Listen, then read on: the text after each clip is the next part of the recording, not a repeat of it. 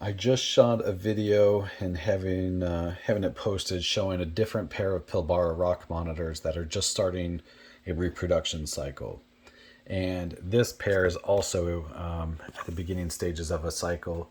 And the reasons I know that are not, she's not swollen like she's demonstrating vitellogenesis. They're not copulating. He's not tongue flicking. He's not head twitching.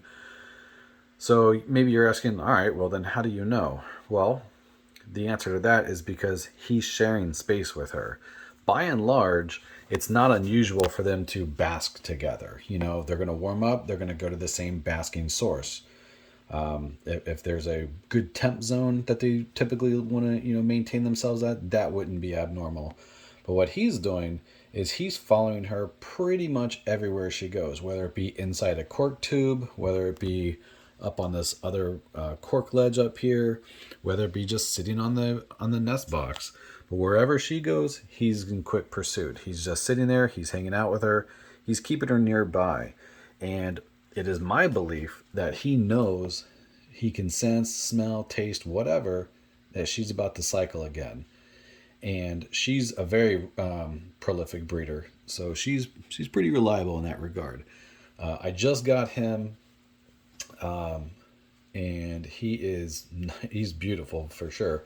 So this will be his first contribution to breeding here, but he's behaving just like you would expect any male varanid to do.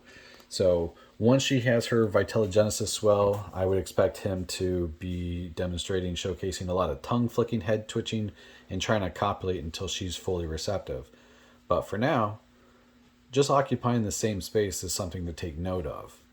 And that's because they're more or less solitary animals. They'll coexist in an enclosure no problem if they're opposite sex. But by and large, he's not going to pal around her unless he has an actual reason to do it. So if you see your monitors that are normally, solitary animals basking separately, sleeping in separate quarters and stuff like that, and then suddenly they're just all following each other everywhere they go, well, then maybe that's a good sign for your animals that maybe a cycle is near. So I just wanted to point that out because for my observations, I see that to be something that holds true with every dwarf monitor species that I keep. So hopefully that information helps someone out. Everyone's in at a different stage of learning where their monitors are at, and how to manage them and how to reproduce them. So maybe that's something that maybe you hadn't thought of. And if it is something you thought of, well then, all right, kudos. But here you go, another pair of Pilbara Rock Monitors, getting ready to hopefully have us another set of eggs.